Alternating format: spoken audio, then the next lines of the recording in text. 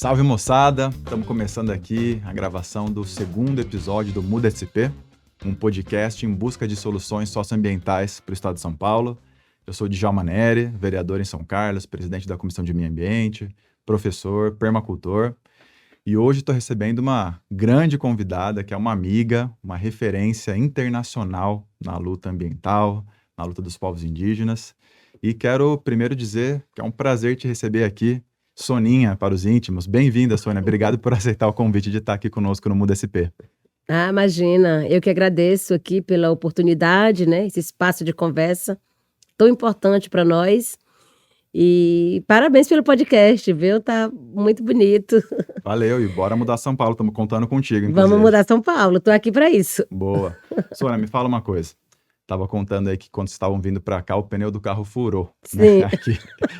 E aí eu tava pensando, né? Eu sei que você é uma cidadã do mundo aí, mas como que tá sendo a tua dinâmica aqui na maior cidade da América do Sul? O que você tá achando de São Paulo, capital? Bom, tô ainda assim adaptando, né? Porque uma coisa é você tá para passear, para tá no dia a dia. Outra coisa é você tá nesse desafio que fazer uma pré-campanha, né? E chegar para conversar com as pessoas. Sabe que nos últimos tempos as pessoas ficaram meio que assim, apolíticas, né? Ficaram antipolítica.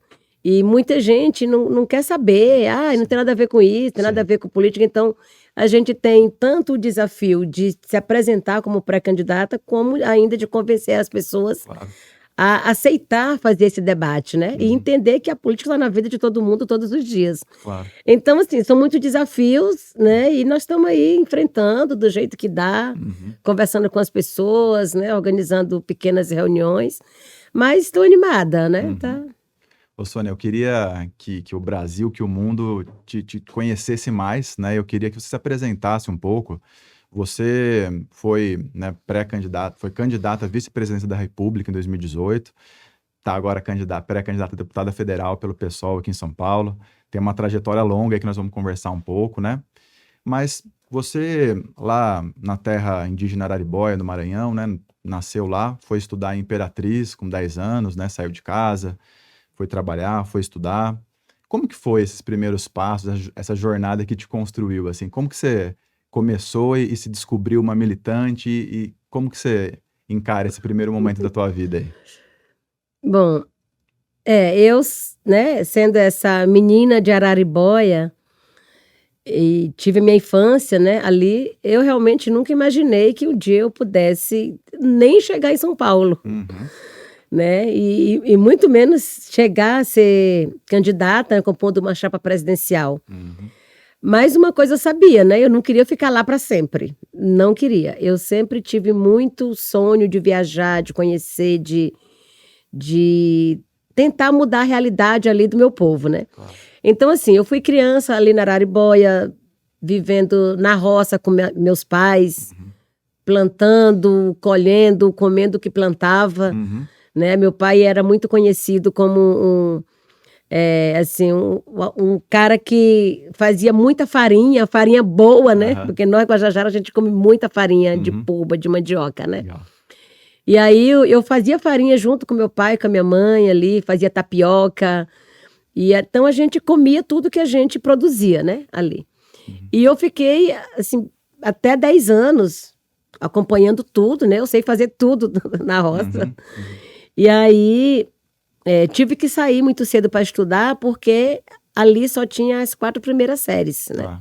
Então, eu tive que sair muito, muito menina ainda, né? Com 10 anos de idade, para a cidade próxima, né? Ainda nem era Imperatriz, né? Era Amarante, que é a cidade mais próxima, Grajaú, né? Tá. Então, são cidades muito menores. Até hoje, Amarante tem 25, 30 mil habitantes, né? Então, naquele tempo, imagina, né? Amarante era como um bairro, um mini bairro de São Paulo, né? Exato. A energia elétrica ainda era no gerador, né? Televisão preto e branco que a gente saía para ir na casa dos vizinhos assistir, porque nem todo mundo tinha televisão. Sim. Então foi assim, né? A minha infância toda ainda, muito mesmo, sem acesso a esse mundo aqui fora, né? Mas, assim, meus pais analfabetos, né? Nunca Sim. puderam estudar, nunca tiveram condição de estudar nada, mas eles sempre tiveram essa preocupação de educar os filhos. E eles diziam muito que a gente precisava estudar, né? E aí, com 10 anos, quando eu saí, eu já fui morar em casa de famílias, em casa de pessoas, ali para ter um teto, para ter um abrigo, para eu ficar e poder estudar, né? Sim. Então, eu com 12 anos de idade, eu já cuidava de 2 crianças, filho de professores, né, que trabalhavam na escola e me aceitaram ficar na casa deles. Então, aceitar sim, né? Na verdade, era para poder tu fazer tudo da casa. Nossa. E aí eu cuidava de 2 crianças, eu limpava a casa, cozinhava, fazia tudo, né? Nossa, Com com 12 anos, eu já caramba, fazia Sônia. tudo isso. Cuidando da casa e né, estudando.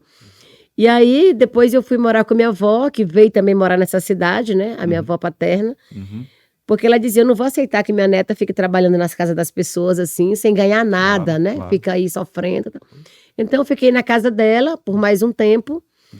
E aí, com 15 anos, eu fui para Minas Gerais. Fui estudar num ensino colégio médio, né? interno, E aí, eu fui a convite da FUNAI. A FUNAI legal. estava fazendo uma parceria com uma escola agrícola, né? E tinha o curso de técnico agrícola e magistério. Tá. E aí, a FUNAI me escolheu para vir. Até porque, né, quando perguntou quem vão mandar, foi unanimidade, assim, todo mundo falava, leva a Sônia, porque ela é muito esperta, e ela é muito ativa, e ela quer estudar, então leva a Sônia.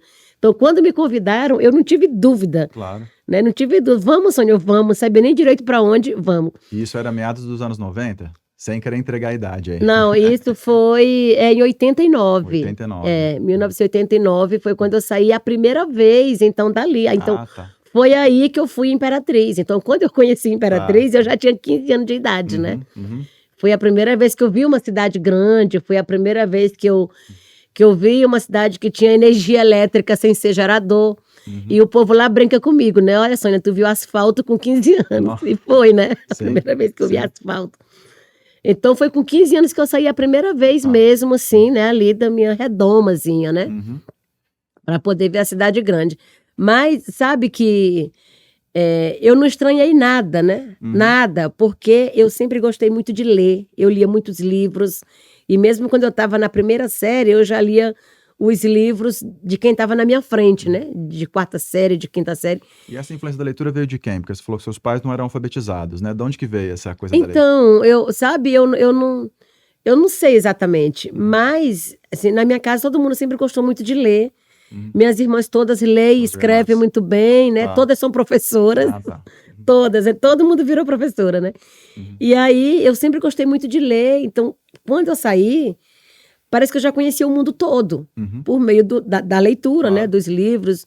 E aí, engraçado é que eu lia os livros da minha irmã, né? E de minhas primas que estavam na minha frente. E eu lia também revistas, livros emprestados de gente que estudava fora. E nas férias trazia esses livros e eu pegava sempre, eu ia atrás e logo buscar esses livros, essa revista para ler. Então isso fez com que eu tivesse uma noção assim, da dimensão do mundo, da cidade, até para fora do Brasil. Então quando eu fui a primeira vez para fora do Brasil, eu já tinha uma noção de tudo, parece que eu já tinha passado por ali, sabe? Sim. Deixa eu aproveitar esse gancho e te perguntar uma coisa. Você depois foi fazer ensino superior na Universidade Estadual do Maranhão, né? Sim. Inclusive você fez 2 graduações, né? Fez letras, fez enfermagem, fez pós-graduação em educação especial. E você como uma mulher indígena, né? Pensando que hoje, em 2022, você tem, né, um sistema de inserção de estudantes indígenas nas universidades federais. Inclusive em São Carlos nós temos lá o CCI, né, o Centro de Culturas Indígenas, que já é um grupo articulado, tem um sistema de cotas, então já é um outro momento, né? Mas você foi pioneira do ponto de vista de uma indígena, estudando numa universidade pública, fazendo não só 2 graduações, como uma pós-graduação. E como que é essa relação assim que você teve com a academia? Como que foi essa entrada na universidade ali nos anos 90, nesse momento de, né, pouquíssima política pública para garantir a tua permanência na universidade? Então, realmente, assim, bem difícil, né? Mas só um esclarecimento. Eu tenho graduação em letras na Universidade Estadual do Maranhão. A pós-graduação também na Universidade Estadual do Maranhão, né? Agora, enfermagem é só técnica, Ah, né? curso Eu não técnico. fiz a graduação em enfermagem, eu fiz o curso técnico de enfermagem. Legal. Até antes mesmo da graduação, né? Porque eu estava ali trabalhando na aldeia, quando eu voltei de Minas, que eu fiz magistério, né? Voltei para ser professora na aldeia. Tá. Então, trabalhei um tempo ali. E aí, um dia, uma pessoa da FUNAI também, porque antes a gente tinha uma FUNAI que era muito próxima de nós, né? E se preocupava Cheio de realmente. milico lá que não faz... Agora a FUNAI se tornou... cabide. O A da FUNAI é anti, né? Fundação anti, Nacional do Índio, agora Fundação Nacional Anti-Indígena. É isso. E aí, uma pessoa da FUNAI me chamou e disse, Sônia, eu acho que você precisa sair daqui e estudar né, e fazer um curso técnico de enfermagem, porque eu acho que não tem sentido tu agora só voltar e trabalhar aqui, assim. E aí ele me deu toda, né, assim, a motivação para vir, a FUNAI me ajudou ali no início. E aí eu fiz o curso técnico de enfermagem numa escola particular, né? E aí depois eu voltei para trabalhar na aldeia de novo, já como técnica de enfermagem, trabalhei algum tempo. Mas nesse caso, ele foi uma exceção ou a FUNAI tinha política pública para esse tipo de Não, coisa? Assim? nem tinha. Foi uma exceção mesmo, nesse caso.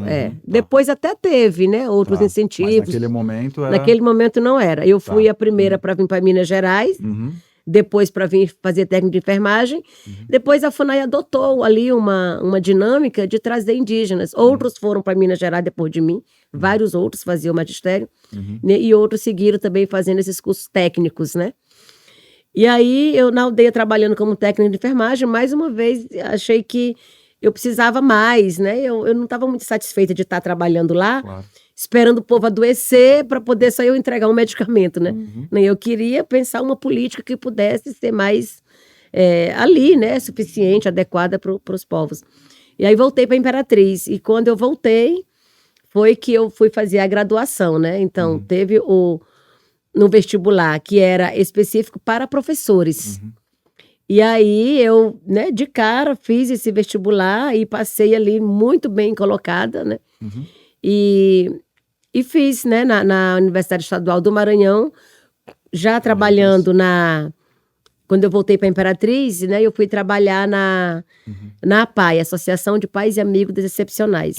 Certo. Então, assim, foi tudo ao mesmo tempo. Nesse período aí eu casei, comecei a ter filhos, estudar, trabalhar. E aí levava os meninos para a universidade comigo. E era assim, né? E levava para o trabalho. E por causa da PAI que você fez a pós-graduação em Educação Especial. Exato. Aí eu trabalhando na APAI como professora, né? Porque eu tinha um curso de magistério. Aí eu trabalhei na APAI como professora. E aí, quando eu terminei a graduação, logo que eu terminei, teve um concurso público. E aí eu fiz o concurso público para professora, né? E passei no concurso público. E logo depois que eu fiz o concurso, teve a pós-graduação para professores. Então teve toda ali uma coisinha que deu muito certo, que foi engrenando, né? Sim. Então eu fiz essa pós-graduação. Depois eu ainda entrei num outro curso de assistente social. Nossa. E eu fiz até o 6º período. Uma vida acadêmica intensa, hein? Eu fiz até o 6º período de serviço social e parei por conta do movimento, que não me deu mais tempo de ficar ali, né? Você pensou em fazer mestrado, doutorado, seguir a carreira acadêmica mesmo ou nunca passou pela tua cabeça? Menino, eu até pensei, mas só para poder ter um título, não para poder entrar nessa vida acadêmica, né? Mas, de fato, o movimento é a minha melhor academia, sabe? Eu acho que eu aprendi muito mais no que eu faço enquanto movimento indígena. Eu sempre falo que a COIAB, que foi a organização que eu fiquei por 4 anos, né, na coordenação, que tem sede em Manaus, né? E eu fiquei ali. Para mim, a COIAB foi a minha universidade, né? E aí depois eu vim para a PIB, e a PIB é meu mestrado, sabe? E eu acho que agora, nesse mundo de entrar em campanha eleitoral, 2018, e agora está sendo o meu doutorado, sabe? Porque você tem a noção do todo, né? Do todo, assim. Sim. E como é que a gente faz essas conexões também a partir do movimento indígena com outros movimentos, né? Então a gente vai aprendendo no passo a passo mesmo. Não, assim, de lá para cá aconteceu muita coisa, né? Hoje você é uma personalidade internacional, né? Inclusive ganhou esse ano, né? Coisa chique, né? O prêmio da revista Time, né? Como uma das 100 pessoas mais influentes do mundo. Isso aí não é pouca coisa não, pessoal. Revista Time ali... Tem que servir para alguma coisa, não é isso? Caramba. Mas em 2015 também, estava pesquisando, né? Que você recebeu a Ordem do Mérito Cultural, outro uma honraria muito importante, né? Sim. E em 2017 também, eu acho que um momento importante, né, da tua carreira ali foi a participação no Rock in Rio ali, que você, né, teve uma fala brilhante ali para milhares ou até milhões de pessoas. Milhões de pessoas, Milhões, né? foi. Foi uma coisa assim. Você acha que. Qual que foi o ponto assim de virada? Porque você já vinha numa militância muito sólida, muito, né, contínua, você, né, tá há muito tempo nessa luta. Mas qual foi o ponto que você acha que a coisa começou a engrenar, que você falou, opa, né, estamos num patamar de luta diferente, assim, onde que você acha que a chavinha virou? Olha, teve um episódio em 2010 que eu acho que ali eu comecei a aparecer, né? Uhum, Já estava ali na luta há muito tempo, no anonimato, como muitas de nós segue até hoje, né? uhum. Mas em 2010 nós fizemos aquela ação de entregar a motosserra de Ah, ouro para Cátia verdade. Abreu, Eu né? lembro disso, foi quando eu te conheci na mídia. Foi, então, 2010 nós organizamos junto com outros movimentos, Uhum, né, dessa luta em defesa do meio ambiente, lá em Cancún, no México. tá. Foi Uhum, a 16ª, sei lá, uhum, 16ª Conferência uhum. do Clima, Sim. né? E aí a gente estava ali e aquela notícia eles estavam articulando a aprovação da mudança do Código Florestal, né? Sim, Que 2011, teve aquela 2012. repercussão grande, Pô, aquela grande mobilização. claro. Então, eu estava participando da COP, era a minha Uhum, segunda COP. Em 2009 eu participei da COP de Copenhague, né? Na Dinamarca. E aí, em 2010, eu fui para a COP em Cancún. E estava todo mundo ali conversando, vamos entregar uhum. fazer aqui uma ação e entregar um prêmio para a Cátia Abreu, que ela que estava defendendo a mudança do Código Florestal, né? Sim, sim. Ela era senadora na época ainda, né? É, tá. E ela era presidente da Da Federação CNA, Nacional do da agronegócio, né? Confederação Nacional Nacional da do Agronegócio, da Agricultura. Agricultura, Exato, a é. É. CNA. E como que foi a cara dela quando você chegou com aquela motosserra de ouro? Então, aí a gente discutiu ali que ia, e na hora que disse, tá, vamos entregar a motosserra de ouro, vamos entregar a motosserra de ouro. Ah, Aí, quem é que vai? Aí, Soninha. não, ninguém quer ir, Ah, claro, todo mundo ficou, não, mas porrada você pra ir. ninguém vai, porque todo mundo ali, né, ambientalista e tal, mas... Uhum, E eu era a única indígena, né? Ali, tinha outros indígenas que até chamei depois para estar junto. uhum, Mas aí na hora que ficou, quem vai, quem vai, eu mesmo falei, gente, eu posso entregar essa motosserra. Aí, uhum, claro, na hora todo mundo concordou, né? De uhum. cara, tá bom, a Sônia vai, vai. Aí vamos então agora planejar como é que vai ser isso, né? Ah, E daí a gente foi dormir no hotel que ela estava tá. hospedada. Uma ação complexa ali, Aí rebuscada. foi um fotógrafo do Greenpeace, uma jornalista do Greenpeace, Tá. aí um advogado, Para qualquer coisa já tá ali, que né? tá ali, e mais uma pessoa que ficava ali nessa parte mesmo mais de Uhum, estratégia, né? uhum, Então nós fomos dormir nesse hotel, 5 pessoas lá. E aí logo cedo a gente levantou, cada um com um rádiozinho, né, ali para se uhum, comunicar. uhum. Aí fica um no café, fica outro na sala, na Caramba, recepção, fica outro, que era para saber sofisticados. onde que ela ia passar. Nossa senhora, trabalhando no KGB. E eu sem nem conhecer essa mulher direito, gente, assim, a cara dela, Sim, né? sim. E aí ficava uma pessoa perto de mim para dizer, é aquela, é aquela. Uhum. Quando ela apareceu, assim, que ele falou, Sônia, vai. É essa. E eu com a mala preta, com a motosserra dentro da mala, Uhum. parecendo só aquela ponta para fora, enrolada com Sim. um pano de cetim preto, Uhum. mas parecia um violão, né? Porque ficou com aquela Sim. parte para fora da Aham. mala. E aí, quando ela apareceu, que eles disseram, Sônia, ela vai, eu com a mala, eu... Aí, gente, acho que eu não vou, não. Tô nervosa. É. Sabe? Na hora que dá aquele frio, Isso era um assim. hotel em Brasília, é isso? Não, em Em Cancún. Cancún, a verdade, sim, em Em Cancún. Cancún, Tá. olha só, um hotel Vocês foram em Cancún? luxuosíssimo. Nossa Senhora. Grand Meliá, o hotel que ela estava. Olha Hotel só. Grand Meliá. Caramba. Muito luxuoso, muito chique. Hum. E daí, na hora me deu aquele friozinho na barriga. Não, Sim. não posso desistir agora, né? Uhum. E aí fui, e ela tava com 2 pessoas, 2 ou 3 homens, assim, com ela, acho que segurança, não sei. E aí eu bati no ombro dela, com a mala ali, né, bati no ombro dela e falei, Com licença. senadora, e aí ela, oi, aí eu baixei rápido, peguei a motosserra e coloquei, Uhum. esse é um presente para você. É. Aí ela olhou para mim, olha que indiazinha linda, sabe assim, ela querendo disfarçar, né? Aham. Aí eu disse, receba.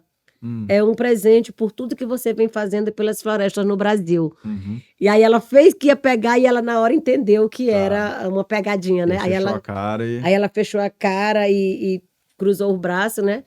E aí eu fiquei, né? Receba, é seu. Assim. E aí os caras entraram na conversa, olha, parabéns pra você, nossa, que indiazinha, não sei o que, não sei o que. Eles querendo assim, né? E aí, mas era só isso que a gente precisava, né? O pessoal foi lá, tirou as fotos logo, tudo. E aí eu tentei ainda ir pela outra porta, e ela correu para entrar no carro, e eu fui atrás ainda insistindo ali no carro. Enfim, deu uma repercussão muito grande essa ação, porque o importante era a mensagem que a gente queria trazer a partir disso, né? Do que ela estava fazendo, e a gente queria protestar sobre o Código Florestal. E foi muito certo, foi muito bom, né? Uma repercussão, assim, gigantesca. Sim. Mas aí aparece como ali, a Sônia, uma ativista indígena do Greenpeace. Né? Nas matérias saiu muito isso, né? Sim. Uma ativista indígena do Greenpeace, não saiu muito o meu nome. Aí, claro, depois outros né, meios de comunicação repercutiu e foi colocando meu nome, e aí as pessoas começaram a associar o nome com a foto, e foi aí que eu comecei a aparecer assim bastante e seguir nas COPs, e todo mundo chamando para poder já fazer fala, né? Assim, em defesa do meio ambiente e tal. Não tinha muito essa ligação meio ambiente indígena. Ainda não tinha essa compreensão, entendeu? E deixa eu aproveitar para fazer um link com a tua trajetória, né? Porque você foi filiada ao PT de 2000 a 2011. E foi mais ou menos nesse período que você veio para o PSOL, né? Teve alguma coisa a ver com esse episódio? Porque a Cátia Abreu, acho que pouco tempo depois, foi nomeada ministra da Agricultura, da Dilma. Como que foi? Esse episódio teve alguma relação com a tua saída do PT? E você tem 11 anos de vida partidária no PT e agora 11 anos de vida partidária no PSOL. Estou bem no meio. Que balanço que você faz desses dois períodos e por que você... Não, nem teve a ver, sabe, com essa ação. Eu saí do PT, no Maranhão, foi bem num período que estava uma articulação forte do PT com a Rosiana Sarney, com a turma do Sarney ali, e a gente não concordava muito, né, com isso, e então teve uma turma de gente, assim, lá no Maranhão que desfiliou nesse período. Tá, e você veio nesse grupo. E eu saí, eu nem saí junto com o grupão, saí depois mesmo sozinha, né, com uma companheira de direitos humanos lá, que era muito minha amiga, e a gente trabalhava muito junto no movimento, Conceição Amorim, né? Ela é uma ativista, assim, muito atuante lá na área de direitos humanos e feminismo, né? E aí a gente saiu junta, nós duas, do PT, e logo em seguida a gente foi pro PSOL. Era muito pequenininha, ainda é, né? Mas ainda era menor, o PSOL no Maranhão. E aí fui, assim, sem pretensão nenhuma, sem nada. Eu não tinha pretensão nenhuma de militar também no partido. Eu só queria estar ali no outro partido, né? Mas não tinha pretensão nem de candidatar para nada até então. Então eu acho que eu saí do PSOL em 2010, se eu não me engano, 2010? Ainda. Eu acho que ainda foi. A filiação que saiu em 2011, exato. Tá. Mas aí segui sem nenhuma militância, sabe? Uma atuação direta no partido. Lá eu participava de reuniões, essas mais estratégicas, né? Sei. E pronto. Tá. E aí, 2017 foi que veio o forte, assim, para mim, vamos. Na disputa, entendi. Ô, Sônia, então você está há muito tempo aí na trajetória, né, na sua luta, na sua caminhada, e uma das principais atuações e uma organização política da maior relevância, não só para o Brasil, mas para o mundo hoje, é a PIB, né, Articulação dos Povos Indígenas do Brasil, da qual você é coordenadora executiva. Queria que você contasse um pouco, né, em que momento se deu a criação da PIB, como que você chegou à coordenação executiva, e queria aproveitar também que a gente falou sobre a tua filiação ao PT e ao PSOL, e se você puder contar um pouco da relação do movimento indígena, dos povos indígenas, com os partidos no Brasil hoje, e se a esquerda brasileira está conseguindo, né, fazer esse diálogo com os povos, com as terras indígenas, para politizar o debate, trazer para dentro e conseguir, de fato, fazer uma militância conjunta ali. Bom, a PIB é essa articulação que hoje é referência, né, dos povos indígenas do Brasil. É a maior organização indígena, né, do país, e que organiza anualmente o acampamento Terra Livre.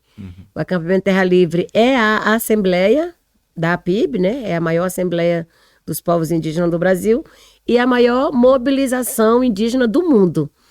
Então, há 18 anos a gente realiza já o acampamento Terra Livre, que discute as estratégias, que discute ali, né, tudo que é de prioridade do movimento indígena, os enfrentamentos que a gente faz, né? E, claro, ali tem sempre como pauta, né, o território, a garantia dos territórios indígenas, né? A PIB é formada hoje pelas organizações macro-regionais. No caso, na Amazônia, nós temos a COIAB, né, que é a Coordenação das Organizações Indígenas da Amazônia Brasileira. No Nordeste, nós temos a APOIME, Articulação dos Povos Indígenas do Nordeste, Minas Gerais e Espírito Santo, que está ali junto, né, então articula junto com o Nordeste, né. E aí, a ARPINSUL, Articulação dos Povos Indígenas do Sul, a ARPIN-Sudeste, Articulação dos Povos Indígenas do Sudeste, no caso pega só São Paulo e Rio de Janeiro, né, a ARPIN-Sudeste. Temos a Comissão Guarani de Terra e Virupá, que é Sul e Sudeste do povo Guarani, o Conselho Terena no Mato Grosso do Sul e a Grande Assembleia Tiguaçu, que é do povo Guarani Kaiowá no Mato Grosso do Sul, né.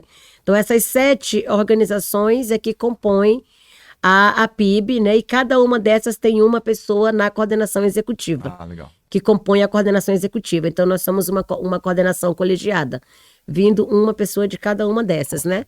E aí, eu, na PIB, represento a COIAB. No caso, a Amazônia Brasileira, né? E aí, eu fiz eu cumpri todos os passos certinho para chegar na PIB, né? Porque eu vim da minha organização, que nem era organização ainda, né? Assim, mas da minha... do meu território, né, dessa organização territorial. Aí eu vim para a Coapima, que é a coordenação dessas organizações e a articulação dos povos indígenas do Maranhão, Coapima. Fiquei ali 2 mandatos na Coapima, né, no estado do Maranhão. Daí eu fui para a COIAB e fiquei um mandato de 4 anos na coordenação, né, ficando em Manaus. E aí, terminou minha gestão de 4 anos na COIAB e eu já fui indicada para compor a coordenação da PIB. Né? Então, eu fiquei ali na PIB, eu estou desde 2013, que eu assumi em 2013 para ficar até 2017. E em 2017 já fui automaticamente reconduzida para mais um mandato, que terminaria ano passado, 2021. Como não pudemos realizar a Assembleia, né, por conta da pandemia... Claro. Aí prorrogou mais um ano. Eu estou há 9 anos à frente da PIB, nesse caso, né? E agora, em agosto, vai acontecer a Assembleia da COIAB, que vai mudar, né? Próximo mandato. Então, eu estou ainda aqui, né, na pré-campanha, e ainda como coordenadora, porque eu estou esperando que haja essa Assembleia para fazer essa mudança oficial, né? E daí eu deixo a coordenação da PIB. Nesse meio termo aí também, e também esse período pandêmico, nós fundamos a AMIGA, que é a Articulação Nacional das Mulheres Indígenas Guerreiras da Ancestralidade. E aí, enquanto AMIGA também, a gente formou um grupo de 25 mulheres como cofundadoras, para poder fortalecer também essa luta das mulheres indígenas, né? Que até então a gente era, isso é uma articulação das mulheres, a marcha das mulheres, é a luta das mulheres, né? Mas quem são essas mulheres, né? Então, a gente deu um nome, até porque você tem que ter uma identidade, né? Então, a gente trouxe esse nome para as mulheres indígenas, né? Como essa referência de nossa articulação, né? A Amiga tem 1 ano, né? E eu fiquei também à frente da Amiga até agora. E estamos com esse nosso coletivo agora dando continuidade, né? E então, a gente sempre teve uma certa resistência a fazer a militância partidária e a querer mesmo trazer candidaturas por meio do movimento indígena. Entendendo que a gente não precisava estar compondo o Estado, né, a estrutura de Estado, para fazer a luta. Para nós, estar na resistência, estar fazendo mesmo esse enfrentamento, né, do outro lado, para nós era melhor. Mas hoje essa concepção mudou. Mudou. Aí, em 2017, a gente acabou tomando uma decisão ali na PIB que era importante a gente articular candidaturas indígenas, né? Porque somente essa luta do lado de cá não estava sendo suficiente para evitar retrocessos, para evitar retirada de direitos, né? Para evitar violência. Então, a gente achou que era importante ocupar esse lugar, uma vez que nós tivemos na história somente um deputado, que foi o deputado Mário Juruna, eleito na década de 80, antes da Constituição de 88, né? Ele foi eleito ali, ele foi deputado ainda no período da ditadura militar. E aí, era um indígena do Mato Grosso que foi eleito pelo Rio de Janeiro, né? Então, nesse contexto de discutir, enquanto a PIB, essa participação indígena, nós publicamos uma carta que chamou Por um Parlamento Cada Vez Mais Indígena. E aí começamos a articular candidaturas. E foi assim que, em 2018, eu acabei entrando, né, para compor essa chapa presidencial. Para nós foi muito oportuno naquele momento, porque nós tomamos uma decisão sem nem pensar que poderia ter esse espaço, né? Claro. E aí a gente publicou e já começamos ali e deu muito certo. E Sônia, deixa eu só aproveitar. A luta indígena é uma luta de esquerda e da esquerda? Olha, se a gente olha por esse viés, né, das ações que a gente faz, é uma luta de esquerda. Mas não necessariamente todos os indígenas entendem essa diferença do que é esquerda e do que é direita, sabe? Tanto que nos partidos, até agora, recentemente, a maioria dos indígenas eram filiados em partido de direita. Olha só. A maioria. É um fenômeno que não se explica. A gente não sabe direito, mas, ao mesmo tempo, há um assédio muito grande, né, dos partidos de direita de se aproximar dos indígenas, não para defender, não para apoiar, mas para poder dizer que está junto, ter aquela foto ali que está defendendo direitos indígenas, né? Você sabe dizer aproximadamente quantos parlamentares, né, sejam vereadores, prefeitos, deputados indígenas nós temos hoje no Brasil, assim por cima? Pra gente... Olha, estadual nunca tivemos nenhum. Nenhum no Brasil todo? No Brasil inteiro. Nunca tivemos. Federal, tivemos Marujuruna, e aí tivemos esse vazio de 30 anos aí, dessa ausência indígena. E aí, em 2018, né, por essa articulação que a gente fez mesmo já, né, de ir para a disputa, temos a Joênia, que está aí compondo esse mandato. E vereadores hoje, nós temos 262, se eu não me engano, 267. E desses, são 10 prefeitos. Nossa. Né? E, do geral, nós temos 44 mulheres vereadoras, né? Então, 2020, houve esse aumento. É um aumento que corresponde a acho que 16% à eleição anterior. Né? Então, 2020, a gente também fez essa articulação, fizemos preparação, formação para essas candidaturas, né? Então, a gente começou a partir de 2018, aí eu vim para o PSOL, houve aí um estímulo muito grande de muitos indígenas virem para o PSOL, né? E aí cresceu ali, né, significativamente essa presença indígena no PSOL. Já tinha muitos indígenas no PT. O PT sempre trouxe muitos indígenas afiliados, que era o maior, né? E aí, em 2020, aumentou essa presença indígena nos partidos de esquerda, que até então era tudo, né? PSDB, DEM, né? O antigo PFL, sempre teve esses indígenas ali. Sim. Eu acho que porque não tinha muito essa discussão mesmo de direita e esquerda, né? E aí foi de 2018 para cá que a gente começou a trazer isso, sabe? Não, vamos discutir aqui onde é o lugar que você tá, né? E o que esse partido defende, e se ele está realmente do nosso lado, se não está, o que eles estão aprovando, o que não estão. Então, nós começamos a fazer essa discussão muito séria dentro do movimento indígena, né? Porque antes, como a gente não tinha muito esse interesse de entrar na política, né, a gente não fazia essa discussão. Então, a partir de 2018, a gente começou a trazer também essa diferenciação, né?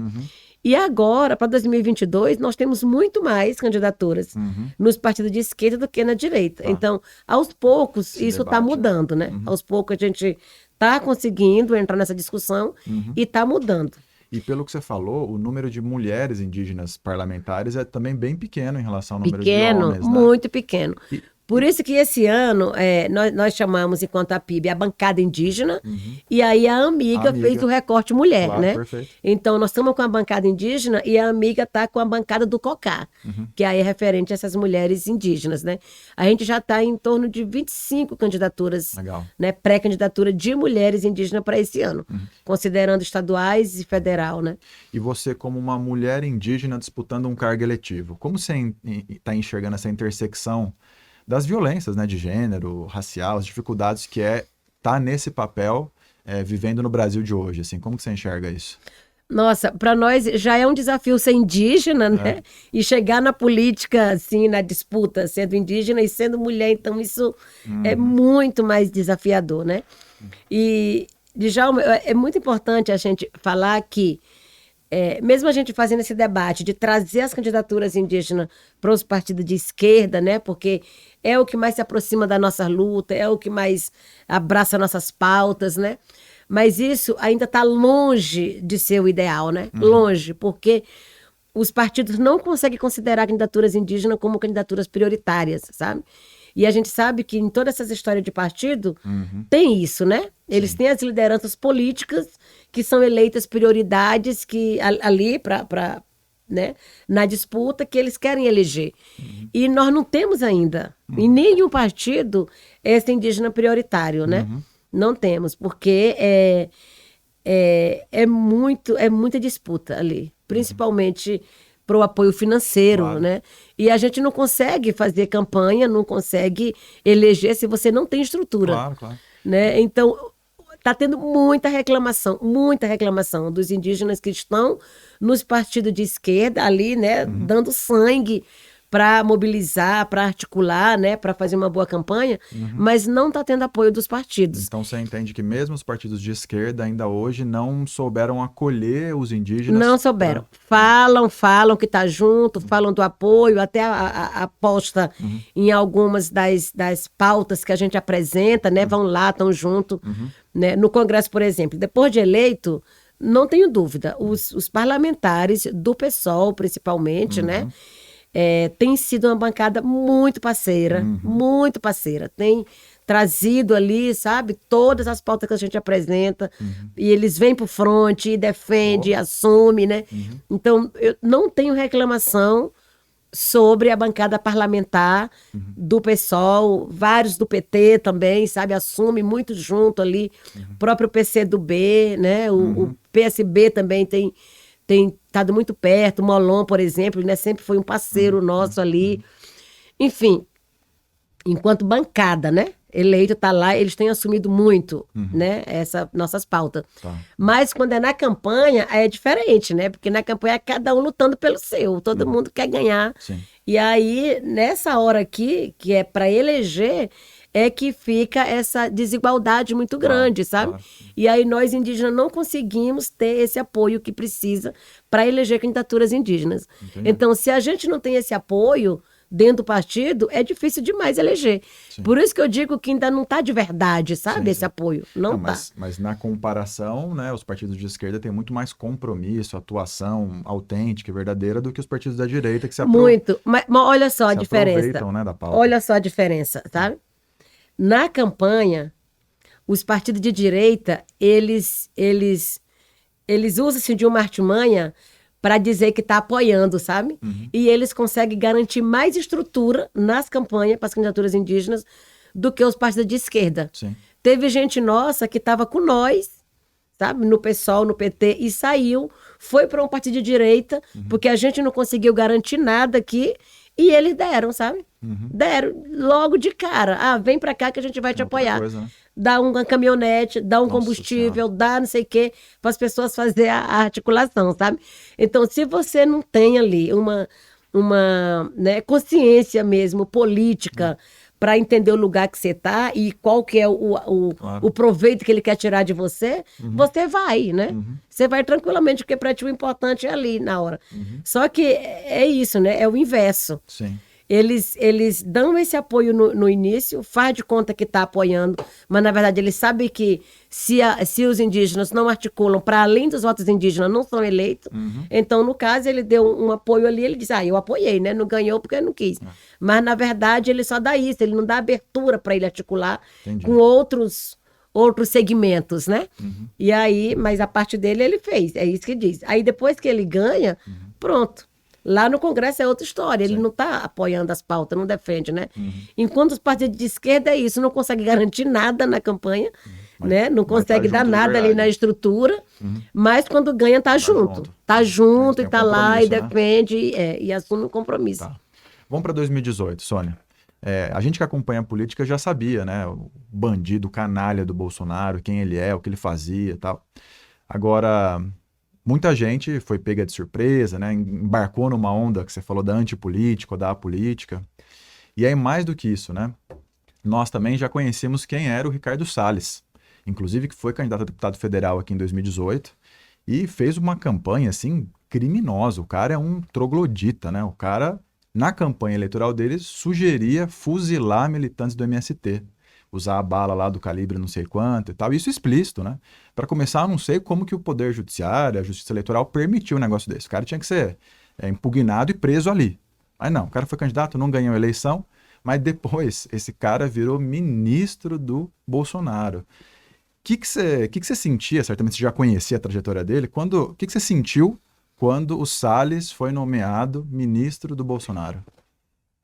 Nossa, você tá falando muito certo, ministro do Bolsonaro, porque do meio ambiente ele nunca foi, Pois né? é. Não, né? Ele é o anti-ministro do Do ambiente. meio ambiente ele nunca foi. Eu acho que na história a gente tem duas coisas que é muito, muito curiosa, né? Acho que quando o Bolsonaro ganhou, a gente falou assim: é a primeira vez que a gente torce para um presidente eleito não cumprir suas promessas de campanha. Né? Porque Bolsonaro disse Abertamente. tantos horrores, né? Que a gente dizia, nossa, tomara que ele não cumpra nem nada do que ele prometeu, né? E aí, da mesma forma do Salles, né? Ele assumiu ali, foi a primeira vez que nós tivemos um ministro do meio ambiente Ministro. anti-meio ambiente, né? Anti-ambiental, porque é totalmente assim, contrário, né? O que ele defende, o que ele fazia. Então, realmente assim, foi muito assustador, né? Muito preocupante quando ele assumiu, porque a gente já sabia que ele ia fazer isso mesmo, né? O que ele fez de perseguir, ações, né? Servidores Sim. do IBAMA que queriam fazer a fiscalização, né? Por exemplo, de extração ilegal de madeira, de garimpo, né? Então, olha só, o Salles, ele foi pessoalmente lá em Rondônia, Para liberar. né, para poder liberar os madeireiros ilegal, né? E anistiou multas Meu que o Deus do IBAMA tinha aplicado para aquelas, né, para aquela ação ilegal ali. E ainda, salvo engano, mandou embora o servidor, deu um jeito Não, dele ser mandado. exato. Aí ele foi lá, anistiou as multas aplicadas, tipo, liberou os caras para fazer o que quiser, né? E aí voltou e demitiu os servidores, Loucura, meu. né? Olha só que ponto chegamos nesse governo, né? E aí depois teve aquele episódio lá da reunião interministerial, né? Intergovernamental, sei lá, que ele disse, vamos aproveitar a pandemia, né? Vamos aproveitar a pandemia que todo mundo está olhando agora só para a Covid e vamos passar a boiada. Mas olha só a fala do ministro, né? É uma metáfora muito pertinente para o Brasil, né? Que o agronegócio, o gado, o pasto domina, né? O grande passar a boiada. E aproveitando aqui o gancho, você acha que a boiada passou já, Sônia? Ou deu para segurar muita Menino, coisa? nós temos que segurar essa boiada para ela não passar, né? Para ela não passar, porque nós conseguimos, com muita, né, com muita pressão, a gente conseguiu travar muitas dessas medidas ali que ia permitir o passar da boiada, né? Por exemplo, o projeto de lei 191, que é o que autoriza a mineração nos territórios indígenas, né? Nós conseguimos travar o 2610, que era antes, né, desse do 191. Então, a gente conseguiu fazer com que ele perdesse a validade ali, o tempo. E aí, em 2020, Bolsonaro, ele mesmo, apresentou uma outra proposta para a sua base aliada ali no Congresso, para autorizar a mineração, né? Então, que é esse que é agora 191. O 2610 a gente conseguiu barrar, né? E ele apresentou outra proposta. E aí, durante a pandemia, o Ministério de Minas e Energia publicou uma portaria colocando a atividade mineral como atividade essencial. Não teve aquele momento que Sim, algumas coisas que estavam parar. consideradas atividades essenciais não podia parar, né? Então, o Ministério de Minas e Energia apresentou uma portaria Para eles. para que a atividade mineral no Brasil fosse uma atividade essencial. Imagina para quem, né? Para quê? Sim. No período da pandemia. E aí a gente foi para cima com essa portaria, né? E tudo conseguiu revogar, né? E aí o 191 veio para a pauta várias vezes também e a gente conseguiu articular, né? De todas as formas, com pressão com artista, com rede internacional. Sim. E tá lá. Para algum momento ela vai ser votada, né? E eles vão fazer de tudo para querer votar esse ano e aprovar ainda, né? Aproveitar que eles ainda estão ali. E E a gente está muito atento também a isso. Mas esse foi um boi que deu para segurar. Deu para segurar até agora, né? E o outro foi o projeto de lei 2633, que é esse que também eles era uma portaria, e aí tinham que votar, né, lá no Congresso. A gente barrou no dia da votação, e aí depois eles apresentaram esse no mesmo dia, o 2633, enquanto PL. Né? E esse, como é que a gente barrou, né? Que a gente tinha conseguido aliás, a portaria a gente conseguiu arquivar de vez. E por que a gente conseguiu, né? Nós acionamos na rede de empresários de empresas da Europa, que nós tínhamos feito contato em 2019 com a jornada Sangue Indígena Nem Uma Gota Mais. Sim. E aí foi assim, uma rede de mais de 40 empresas, mandou uma carta para o Rodrigo Maia, né, no dia da votação, e disse: se vocês insistirem em aprovar medidas que promove a destruição do meio ambiente, nós vamos cancelar nossos negócios com o Brasil. Então, essa carta foi ótima para barrar aquele projeto de lei, sabe? Depois aprovou o 2633 na Câmara, né, quando veio de novo já no ano seguinte, em 2021, e tá para ir para o Senado. Mas a gente se antecipou também, fizemos aquele ato pela terra, né, já no começo de março desse ano, falando com o Senado, com o Rodrigo Pacheco, né, ali, para não deixar passar esse projeto ali. Claro. Bom, então são articulações que a gente vem fazendo, enquanto movimento indígena, enquanto sociedade civil, outros movimentos, né, ambiental, junto 342 Amazônia, e a gente tem conseguido segurar ali, sabe? É claro, não está nada seguro até o final do ano, né? Porque eles podem aproveitar e passar tudo aí de uma vez. Mas nós estamos aí, dizendo que com o nosso cocá para não deixar a boiada passar. Sônia, voltando aqui para o Salles, né? Eu sei que ele é um lacaio do Bolsonaro, um serviçal, um lambe-botas, mas o cara, né, teve um papel de destruição completa, né, das políticas públicas, do CMBio, do IBAMA, de advocacia administrativa, trabalhando para a madeireira, trabalhando para o agronegócio, assim, é o anti-meio ambiente, como você bem caracterizou aqui. Se em 2011, 2010, você deu uma motosserra para Cátia Abreu, que presente você daria hoje para o Salles? Meu Deus, um trator. Aliás, um trator superfaturado, né? Um trator e uma draga, né? De garimpo legal. Não, e aí o pior é que o ministro que assumiu depois dele, o Joaquim Leite, até porque teve uma pressão internacional muito grande, né? Não foi de bonzinho aí que o Salles caiu, é porque, como você bem falou, a comunidade internacional... E a investigação da Polícia Federal que começou com ele, cadê, né? Pois é, trocaram umas 10 vezes já. E aí agora o que aconteceu é que colocaram no lugar dele um cara que é mais silencioso, discreto, que é o tal do Joaquim Leite, né? Esse cara, né, além de não trabalhar, tava vendo na agenda oficial dele hoje, não tem compromisso nenhum. Esses caras são vagabundos, né? Quando trabalham é para mentir, para falar mentira para a comunidade internacional, para ajudar a fortalecer o agronegócio, a mineração, a destruir mais o Brasil. Você tem alguma expectativa que nesse final de governo Bolsonaro, esperamos que seja o final, né, nesse 2022, eles vão acelerar aí o passo, as destruições, o desmonte dá para chegar mais fundo nesse poço? Olha, eu acho que agora nós temos que torcer para eles seguirem com essa agenda assim, ó. Vagabundo, sem compromisso, né? Oficial. Sem fazer nada. O problema é os compromissos não oficiais, né? Pode até ganhar esse dinheiro aí público, né? Desse jeito não aí, faz né? Nada. Mas, assim, porque se esse povo trabalha, gente, só sai o que não presta mesmo. O problema é o que não está na agenda, né? Mas aí, para poder tornar lei, tem que estar oficial, né? Ah, sim. Tem que estar oficial. Então, é torcer para não ter agenda oficial, para não termos de assinar mais nada. Tem que deixar tudo aí mesmo. Bom, mas é um perigo. Nós estamos num momento muito perigoso, eu acho. Muito perigoso, porque eles podem estar muito bem ali buscando qual que é a estratégia de passar o pacote todo de uma vez, né?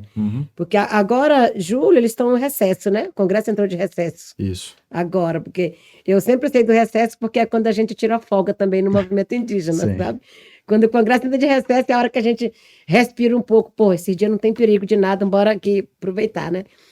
Mas eles podem voltar em agosto com tudo, assim, para poder passar a boiada, para poder passar o trator, né? Porque tem esses projetos de lei aí que tá tudo na pauta deles, né?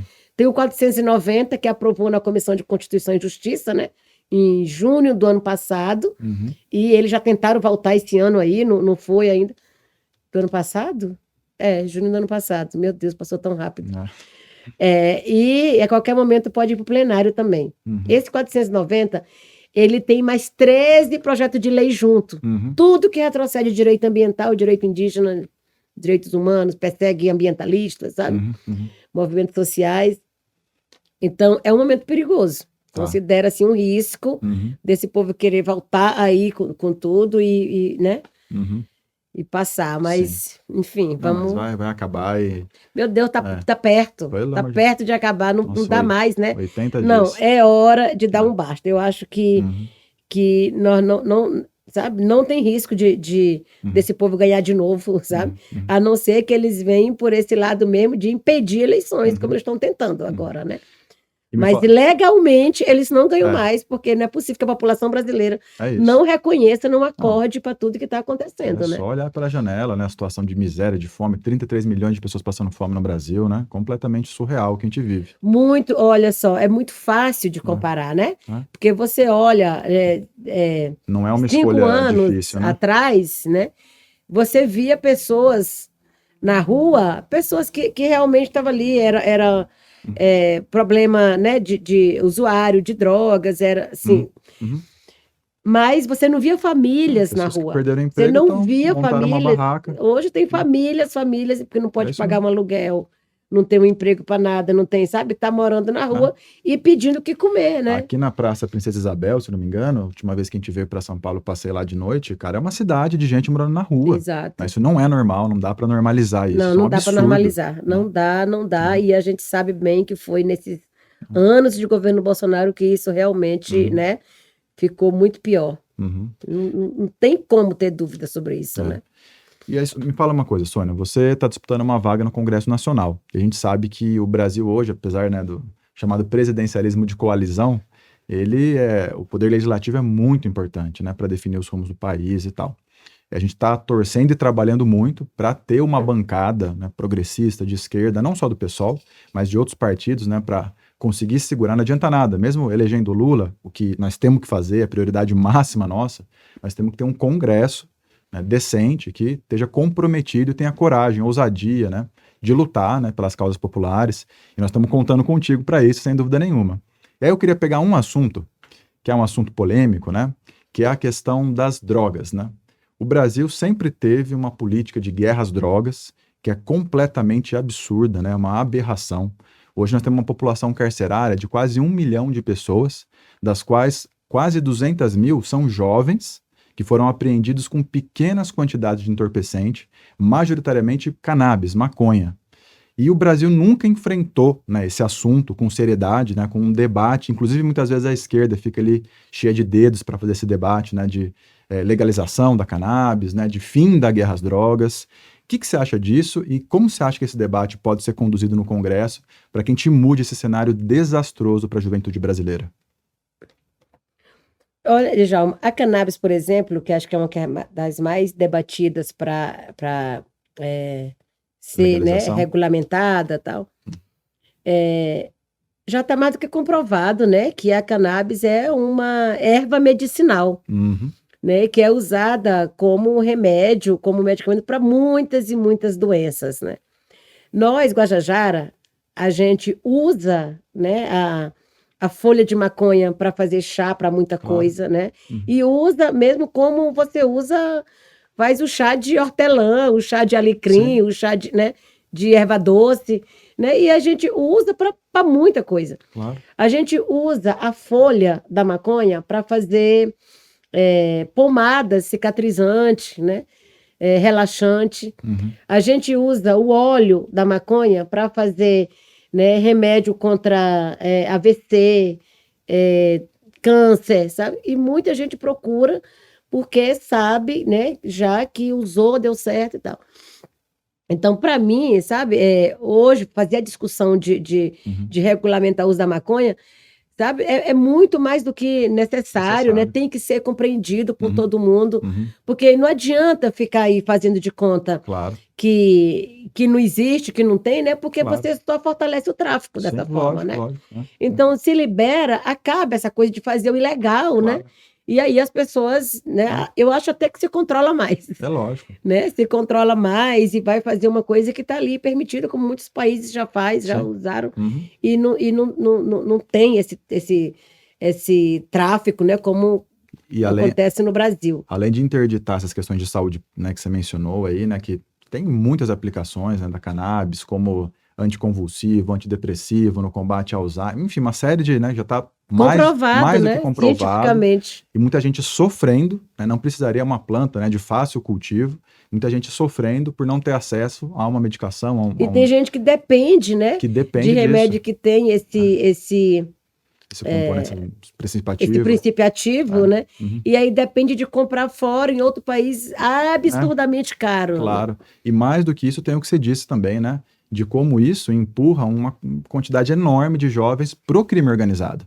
Porque aí o jovem que vai preso, aí ele é recrutado pro crime dentro da cadeia. Exato. O cara é preso porque estava portando ali um baseado, e aí lá dentro da cadeia ele é recrutado pro crime organizado, ele sai de lá realmente, não, o sistema E prisional a brasileiro. injustiça, né, imperando, porque enquanto um que é pego com um cigarro, 2 cigarros, porque preso. ele é usuário, ele é preso, Em geral, e um o que é jovem pego preto. com toneladas dentro do helicóptero, tá Pois aí, é, né? né? Totalmente 39 impune. quilos de cocaína no avião presidencial, cara. E aí, Imagina, né? Como que Então é muita injustiça, né? Muita injustiça. Então é só aí, né, uma política de faz de conta, Uhum, né? Então é acabar mesmo com essa questão da guerra às drogas, uhum, de faz de conta, né? Para poder sim. criminalizar pobres, negros, né? Uhum, E acabar liberando para quem, né? claro. Como a gente sempre diz, né? Para os colarinhos brancos.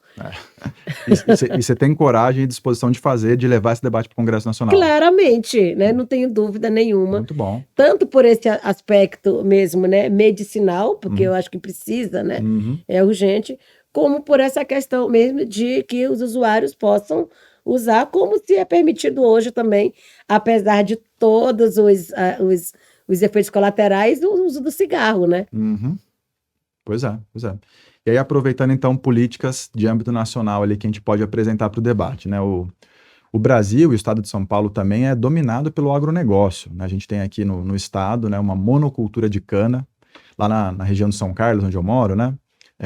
20% do território da zona rural, né, está sendo utilizada para monocultura de cana, 30% para Quantos por cento? 20% e 30% para o pasto, né, para gado. Então você tem metade, né, a cada 2 metros quadrados da zona rural de São Carlos, 1 metro é utilizado para o agronegócio, seja para o pasto ou seja para a monocultura de cana. E a gente sabe que isso tem uma série de efeitos muito negativos, né, para a saúde das pessoas, para o meio ambiente, questão da queimada da cana-de-açúcar, por exemplo, né?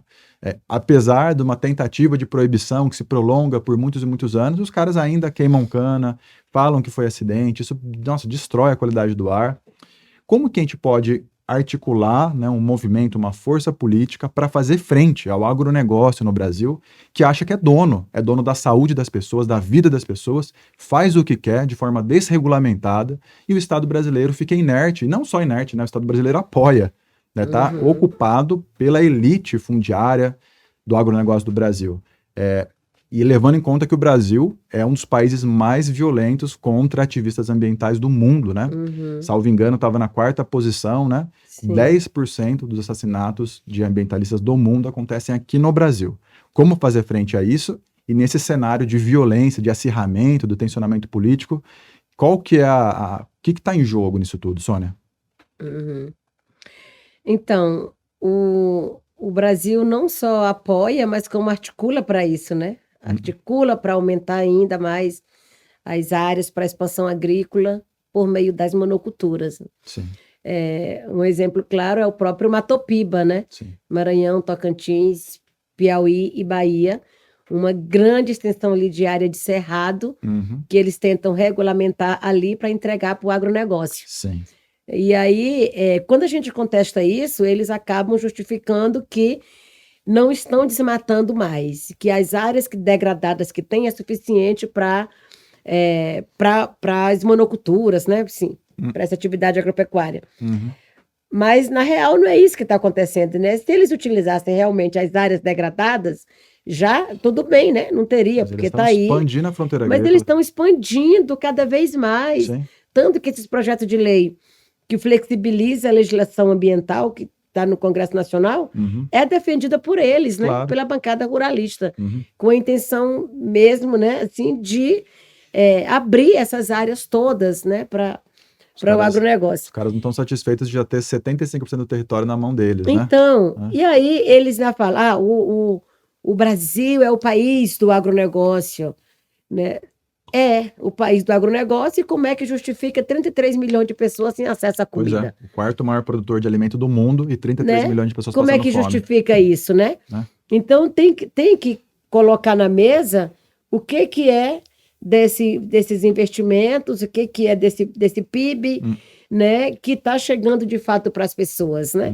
Não está. Se você olha hoje na real, não está, né? Então, acho que tem que se pensar um modelo de produção, né, que fortaleça a agricultura familiar, Claro. né, que deixe, né, esse uso totalmente, né, centralizador de terra, né, e distribua melhor, né? O uso da terra tem que ser melhor distribuído mesmo, né? E o pequeno produtor também ter ali, né, a sua terra para plantar. Claro, que é quem produz comida para o povo brasileiro. Que é, de fato, quem produz a alimentação que a gente come, né? Isso. Porque o agronegócio, por meio dessas grandes monoculturas, produz só para exportação. Eles só produzem commodities, né? Pensando no lucro. E a agricultura familiar é que está aqui, que produz, né, o que de fato é distribuído para a mesa da população. Tem uma referência muito interessante, que é um livro do jornalista Alceu Castilho, do De Olho nos Ruralistas, que é um observatório, né, de imprensa, que é muito bom, faz um trabalho muito sério há muitos anos. O livro se chama O Partido da Terra, né, e ele mostra a conexão entre os parlamentares e a posse de terras no Brasil. E mostra que tem uma relação umbilical, né, entre os maiores níveis hierárquicos do Estado e aqueles que são os grandes latifundiários, né? E que formam, né, o maior lobby institucional, que é a bancada ruralista, né? Umas 200 de parlamentares lá que estão lá fazendo leis para eles mesmos. Então, uma minoria, né, que ocupa o Estado, que invade o Estado brasileiro ali para fazer leis para o benefício próprio. Como que você imagina chegando no Congresso em 2023, com o ruralismo, né, ainda presente ali, qual que vai ser o nível do embate? E uma pergunta, você se preocupa com a tua segurança pessoal, Sônia? Olha, nós vamos chegar lá de bancada também, né? É isso aí. Nós vamos chegar de bancada. E, Djalma, nós, indígenas, nós, ambientalistas, nós do MTST, né? O Movimento Sem Terra, que também está com uma bancada aí nacional para o Congresso Nacional, né? Nós, direitos humanos, a gente vai chegar junto ali com a bancada da terra. É isso aí. Né? Tem a bancada ruralista, nós vamos ter que chegar junto ali com essa bancada da terra forte, com a força da terra. É isso aí. Junto, né? Essa bancada ruralista tem que perder força. Tem que diminuir. Não pode o Brasil continuar aceitando que a bancada ruralista mande no país. Não, é um lobby como faz criminoso, hoje, né?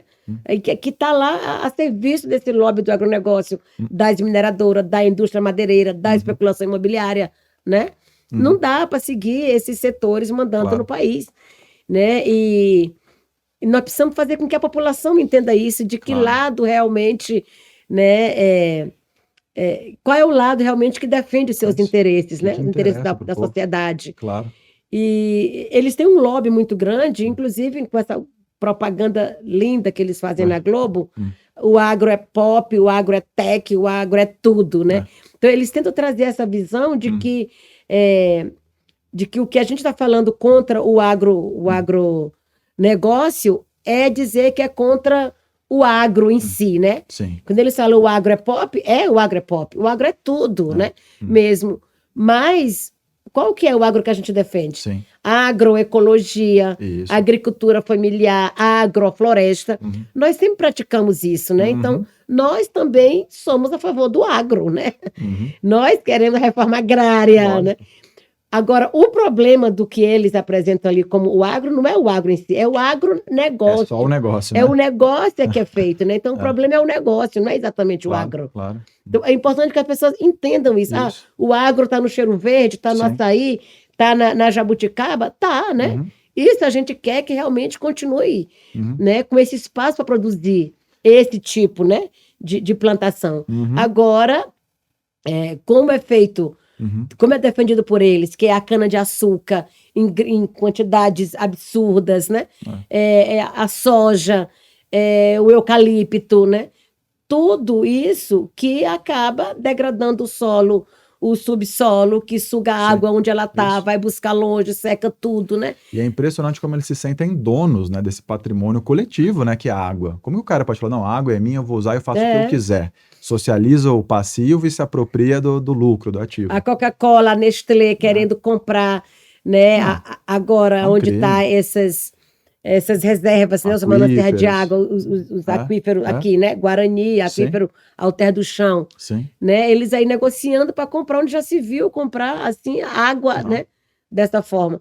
Então isso precisa ser mudado e aí são as pessoas que têm responsabilidade sobre isso. Porque nenhum deles está lá chegando sozinho, né? Eles foram votados para estar lá. Bancada. Então é hora das pessoas também começarem a perceber isso, a entender isso, né?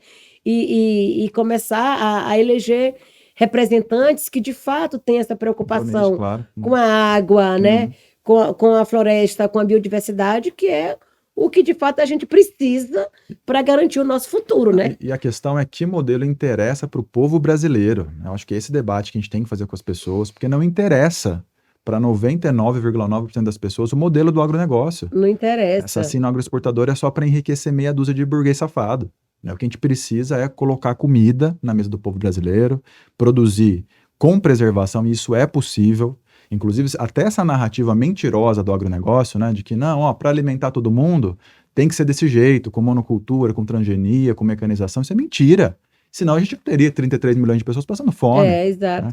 Porque aí também o agronegócio, que é esse efeito, né, dominó. Eles expulsam a pessoa do campo, né? Expulsa as pessoas ali do seu lugar, da sua casa, porque eles vão pressionando, as pessoas ficam sem espaço. Isso. Chega uma hora até que cede, né? Entrega a sua terrinha ali, porque ele não tem mais como ficar ali. E aí ele sai dali, ele vai para onde? E aí ele acaba vindo para as periferias das cidades, aí não tem espaço também ali. Isso. E acaba acontecendo isso, as pessoas na rua, né? E esse inchamento das cidades. Isso. E aí ninguém fica bem, né? Ninguém fica bem. E aí, enquanto isso, vai só detonando ali todo o meio ambiente, transformando tudo em monocultura, tudo em área degradada. É o que vai já gerando isso, né? Que o mundo inteiro está falando das mudanças climáticas. Pois é. Mas o que nós estamos fazendo para reduzir essas emissões, né?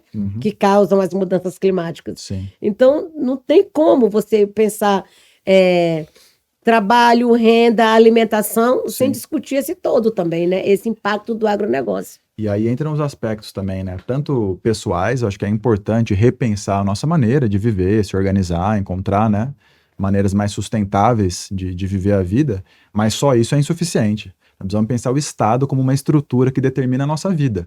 Então, quando vamos falar de política pública para a segurança hídrica, por exemplo, a gente sabe que hoje 90% da água ou está sendo utilizada no agronegócio, né, que é a indústria no campo, ou a indústria na cidade, né, e que o consumo doméstico ali representa uma fração pequena, né, mas quando você faz debate sobre sustentabilidade, educação ambiental, sempre aparece aquela figura do, olha, vamos economizar água, fecha a torneira e tal. Então, acho que nós temos que ir à raiz do problema, né, regulamentar a indústria, o agronegócio, para que esse patrimônio que é coletivo, que é a água, não seja apropriado de forma particular, né, e esteja aí gerando lucro para uma meia dúzia de pessoas que depois vai socializar o passivo daquilo, né? Acho que esse enfrentamento, né, é muito bom ter você e tanta gente que vai chegar nessa bancada lá no Congresso e também nas Assembleias Legislativas. Aqui em São Paulo, por exemplo, a gente há muitos anos, né, não tem, na verdade, nunca tivemos um representante ecossocialista, né, alguém que junta as pautas sociais e ambientais, que faz o enfrentamento ao agronegócio e faz muita falta.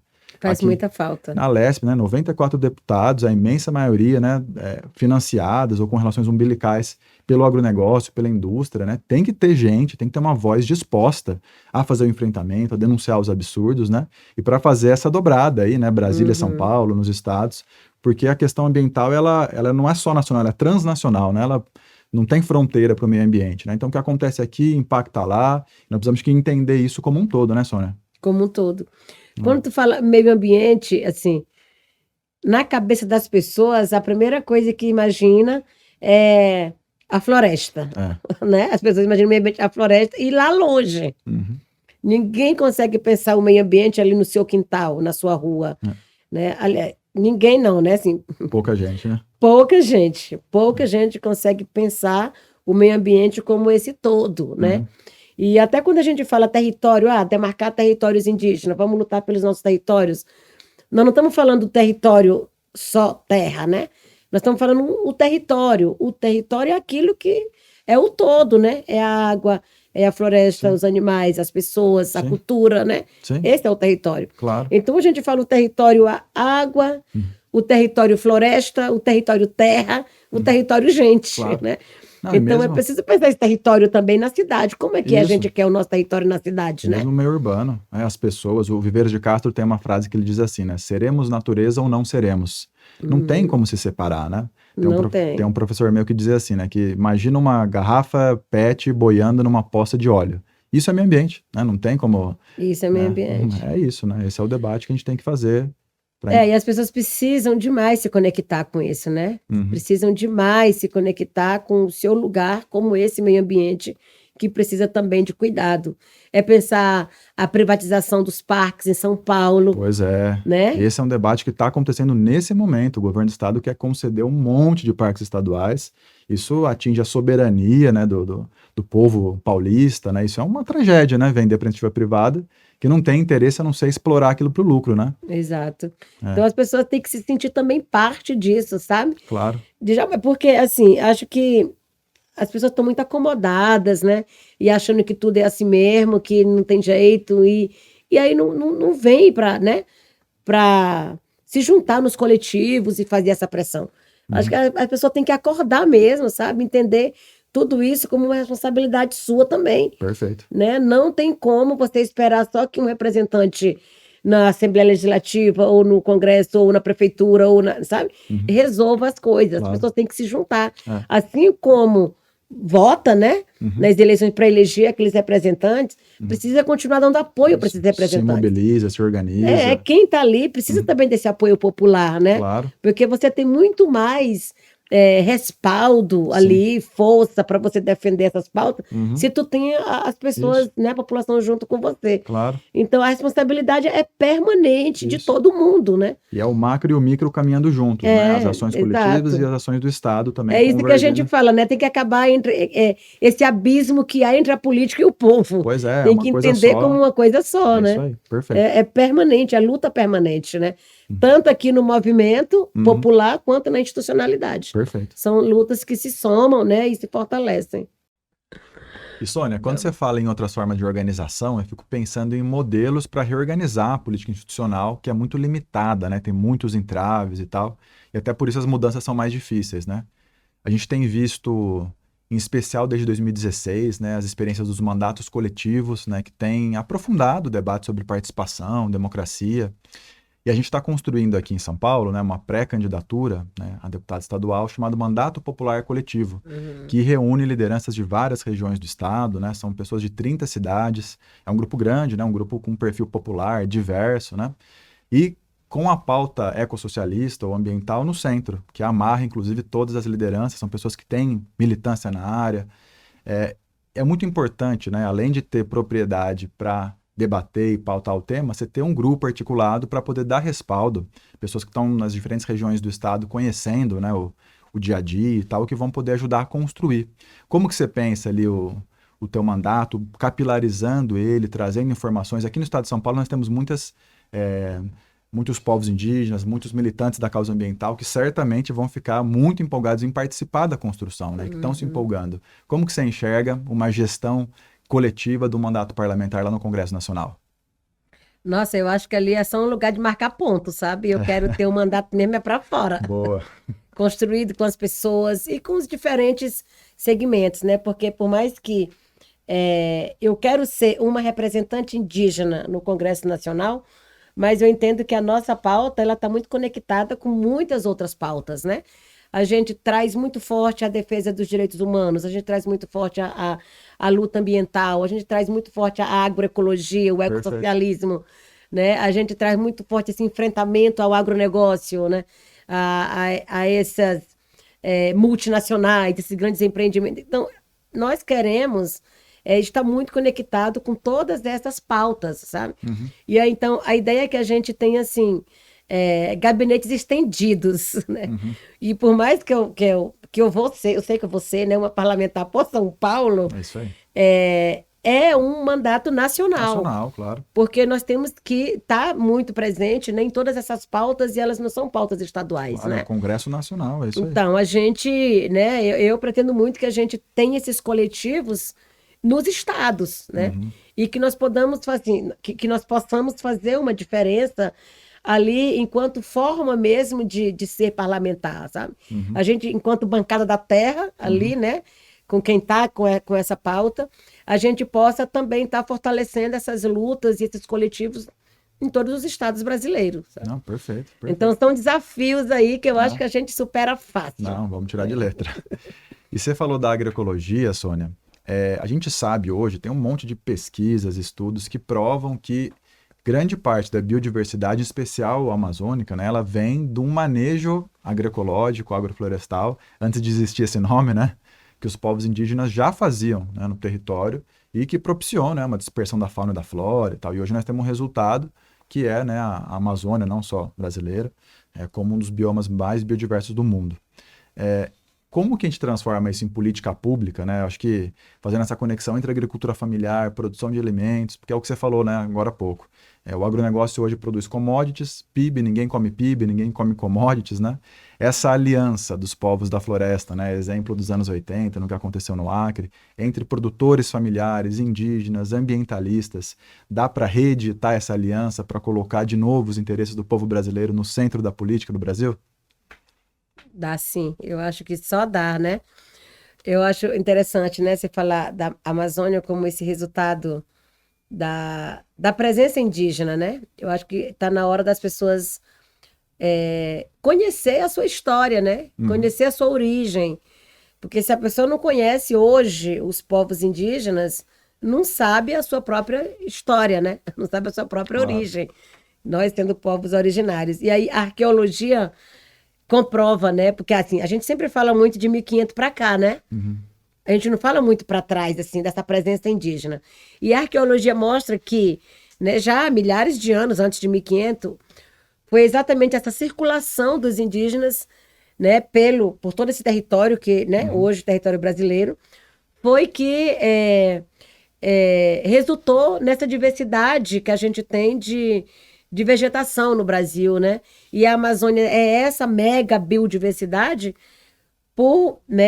como resultado também dessa transição claro. dos povos indígenas, trazendo de um lugar para o outro e foi ficando ali, até porque depois toda essa pressão que foi chegando aqui a partir do Nordeste, né? Foi empurrando cada vez mais, né? Então todo mundo foi levando, tipo, já a sua própria morada para lá, a partir do que é a natureza, né? Bom, eu acho que a gente precisa resgatar um pouco disso, dessa articulação coletiva, sabe? Dessa vida coletiva, do que é o sentido mesmo, né? De fazer coletivo, né? E isso a gente traz muito, assim, dessa nossa ancestralidade, Claro, né? claro. Que a gente fala, né? Que o sentido da vida sempre foi o coletivo. O individualismo não leva a nada, não leva Perfeito. ninguém a nada, e só reforça essa antecipação do futuro, né? Sim. Com base nessa degradação, destruição de tudo. Então, eu acho que a gente pode muito bem, claro, adotar, sei lá, criar políticas públicas que fortaleçam as iniciativas locais. O que realmente os povos e comunidades tradicionais fazem, produzem, né? Como é que a gente pode fortalecer o beneficiamento e a comercialização regionalizada, Perfeito. né? Porque nós temos que ter formas também de pensar essa comercialização ali no local. Claro. Porque o que o agronegócio faz é pensar para fora, né? Produzir para exportar. Exportação. E nós temos que pensar formas de beneficiamento e comercialização Claro. que valorizem essas iniciativas locais Claro. e fortaleça essa renda também ali localmente, né? Sim. Não ia vender só para fora, né? Acho que é isso que tem que ver, realmente ali o que é que precisa para atender essas demandas, né? Regionais. Uma mudança de paradigma mesmo, de forma de pensar. E esse é o futuro, né? Esse é o futuro. Isso é você pensar para frente, né? Você Diria- não está pensando só no lucro aqui, você está diria- pensando na vida. Diria até mais, que esse é o único futuro possível, né? É o único futuro possível. Sem essa mudança de chavinha aí, não vai ter outro futuro, não tem. Eu estou pensando aqui muito esses dias, né? Porque você tá pensando. As pessoas estão falando muito de um futuro, pensando sempre a partir de novas tecnologias, Uhum. né? Pode observar, quando Sem a- você fala futuro, as pessoas já de Pensa cara naquele- pensam Uhum. máquinas, Nas máquinas, né? máquinas, aceleração, coisas mais rápidas, WhatsApp, né? Tudo na Sim, velocidade do sim. Zap. 5G, Tudo muito 6G. rápido, né? Então, é sempre isso. Quando você pensa um futuro assim, num futuro tecnológico, né, parece que tem como um sinônimo a destruição. Porque é desmatamento, é máquina, é trator passando, é motosserra, tudo, é destruindo tudo. Né? E aí, quando você pensa nisso, parece que está destruindo essa ancestralidade, está destruindo Sim. povos indígenas, comunidades tradicionais, né? Porque para nós não é isso o futuro, né? E aí eu acho que quando a gente fala, né, desse fortalecimento, desse resgate, dessas iniciativas locais, é a gente pensar nesse futuro ancestral. Claro. Então, o futuro não é tecnológico, né? O futuro é ancestral, é o que Perfeito, realmente perfeito. pensa e garante a Muito vida. foda, muito foda. Sabe uma coisa que me deixa muito puto? É pensar que com toda essa contribuição, né, de biodiversidade, de pensamento, de paradigma dos povos indígenas pro Brasil, você tem hoje um presidente com um discurso anti-indígena, que inclusive na campanha falou que não ia demarcar mais nenhuma terra indígena, mais nenhum centímetro, E não demarcou, né? né? E infelizmente Cumpriu a cumpriu. risca. Infelizmente.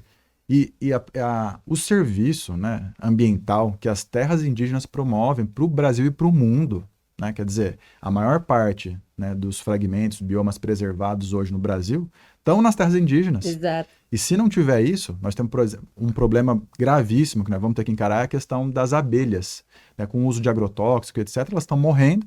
E se não tiver abelha, não tem polinização. Sem polinização, não tem comida. Sem comida, não tem, né, ser humano. Então, nós estamos, né, enfrentando isso. E quem está segurando, garantindo, resistindo, inclusive dá uma aula de resistência há 522 anos, são os povos indígenas, né? E ainda assim, né, são atacados, desvalorizados. Por que o Bolsonaro tem essa fixação de atacar, de desvalorizar, enfim, né, de atacar os povos indígenas do Brasil? Bolsonaro elegeu a gente como inimigo número 1, né? E por Porque quê? ele é o porta-voz legítimo, né, das grandes das multinacionais, das empresas do agronegócio, das mineradoras, né, da indústria madeireira.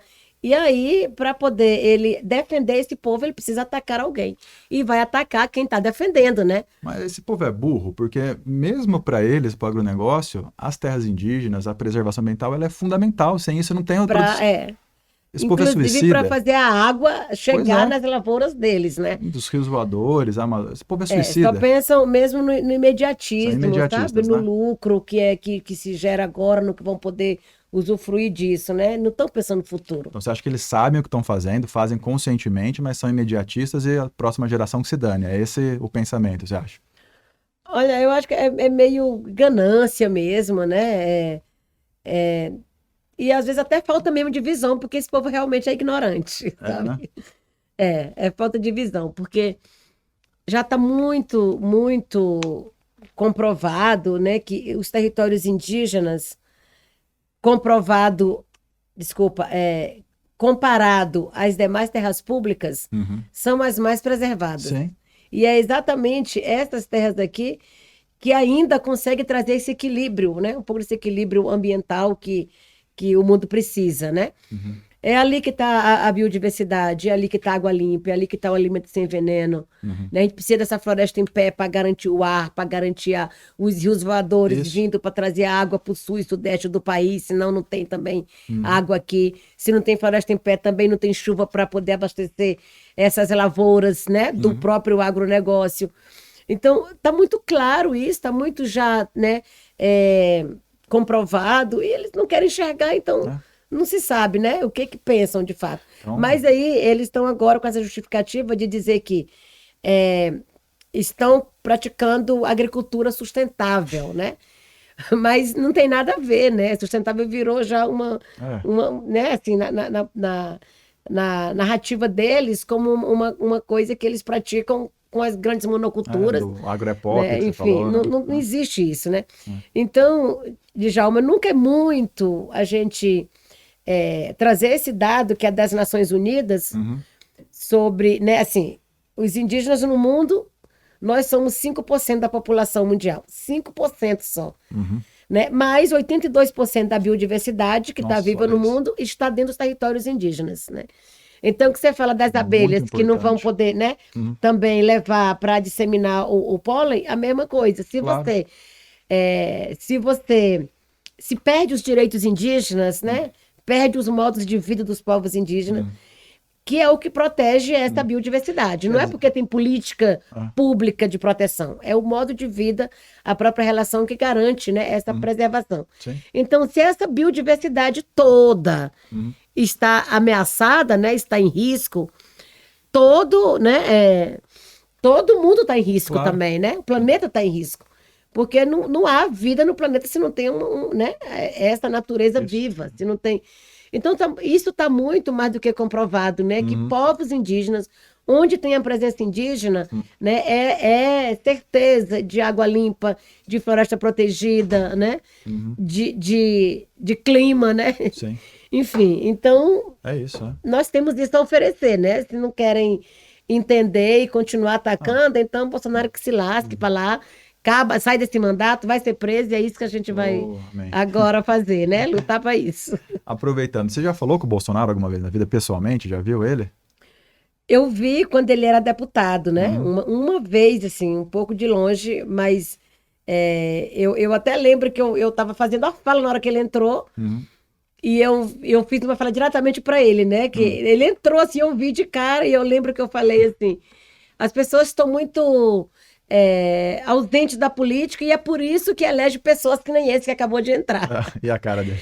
Assim, né? E ele ficou assim: vou voltar trazendo não sei quem. Aí ele voltou com o Feliciano, na época, para dentro do lugar que a gente estava. E também teve um momento ainda lá atrás, eu nem lembro que ano, que uma liderança indígena, que era o coordenador da COIAB na época, a gente estava numa mesa, e aí ele fez uma fala de deboche, e essa liderança, o Jacinaldo Saterê, jogou um copo de água na cara dele, sabe? Isso na época também viralizou bem, assim. Nem tinha muitas redes, assim, mas a gente já não gosta dele há muito tempo. E se ele estivesse aqui na sua frente agora, o que você falaria para ele, Sônia? Ah, meu Deus do céu! Dá pra falar alguma coisa? Ai, Jesus, não dá, porque a algeriza é muito grande desse homem, pelo amor de Deus. Vomitar na cara dele. Não, eu nem queria ver ele, na verdade, né? Nem queria ver, porque a vontade é só de repetir o copo d'água, talvez. Mas se for é uma ofensa pra água, mas... Mas se você for eleita lá na posse, na transição lá, vocês vão se esbarrar lá, hein? Ah, nós vamos de arco e flecha pra essa posse, viu? Será que ele passa a faixa pro Lula ou o que você acha? Ele vai dar chilique? Ah, ele não passa. Vai dar chilique. Bolsonaro só tem, né, grito assim, mas é medroso. Eu acho que ele não vai passar essa vergonha. Mas ele vai ter dor de barriga? O que vai acontecer? Ele vai faltar Ai, meu Deus. Vai tremer demais, né? Vai tremer demais, não consegue. Ah, não sei, eu acho que ele não vai passar essa faixa. Ele não vai. Até porque nós estamos em risco, né? Tu sabe que a gente tá aí no momento também, eu falei perigoso de aprovar coisa, mas também é um momento perigoso deles quererem barrar essa eleição. Hoje você acha que tem risco de não ter eleição? Eu acho que eles estão trabalhando para isso. Nós temos que estar muito atento, muito aí, né? Para poder ir para cima mesmo, porque eles estão articulando aí já... Sabe que vão perder, né? E essa certeza eles já têm, que vão perder. Estão acuados, então, né? querem, né, de alguma forma, impedir que Lula assuma, né? Que Lula ganhe, mas enfim, as urnas vão dizer, né? Isso aí, fechou. Sônia, quer passar um recado pro povo de São Paulo aí? Manda sua letra, manda real pro povo aí. O que você quer deixar de mensagem? Bom, é isso aí, gente, né? Sou a Sônia Guajajara, estou aqui em São Paulo e preciso muito da ajuda de todo mundo, né? Para que a gente possa discutir não só as questões indígenas, essa violência que está acontecendo contra os povos indígenas, né? Essa destruição do meio ambiente, mas para a gente pensar o nosso futuro de todo mundo, né? Então a gente precisa se juntar aqui e fazer debate. Estamos aqui com a casa, criando a Casa Cocá de Djalma, em São Paulo. Legal. Casa Cocá, cada pessoa que queira ter uma Casa Cocá na sua casa, né, procure a gente e a gente vai ali ficar articulando. De campanha ali. Legal. Exato. E a gente vai ficar ali articulando mobilização, encontros, diálogos, né, onde as pessoas chamarem a gente. Então, é a novidade, né? Nós vamos ter a embaixada indígena né? A embaixada do COCAR e as casas COCAR descentralizadas, para a gente poder fazer uma boa articulação aqui nesse estado, né? Entre nós. Muito bom, Soninha. Ó, muito obrigado por aceitar o convite. Um prazer conversar contigo. Vamos trabalhar muito para que você seja eleita, né, deputada indígena aqui pelo estado de São Paulo. E certamente você vai fazer um baita mandato de luta. Conta com a gente aqui na Lesp no ano que vem para fazer essa dobradinha. E estamos junto na luta. Uma coisa que você me falou esses dias que a gente se encontrou no interior é que, independente do que acontecer, nós vamos seguir na luta. Vamos seguir na luta, porque a nossa campanha não é só uma campanha eleitoral, né? É isso. Nossa campanha é uma luta pela vida. Então Uhum. é uma luta permanente, né? E a gente vai estar junto, não tenho dúvida. Você aqui na Lesp, com uma bancada também aí da Isso aí. terra, né? É isso aí. Na Lesp, uma bancada ambiental. E a gente lá no Congresso para a gente fortalecer aí essas conexões, né? Isso Essa aí. luta é nossa. E quem tá na luta se encontra. Então, bora Sempre. se encontrar. Pessoal, esse foi o segundo episódio do podcast Muda SP, um podcast em busca de soluções socioambientais para São Paulo. Recebemos aqui a Sônia Guajajara, companheira de luta, pré-candidata, deputada federal por São Paulo e ambientalista, ativista há muitos anos. Tamo junto aí, valeu galera. Escutem, comentem, compartilhem, vamos aprofundar os debates ambientais no estado de São Paulo.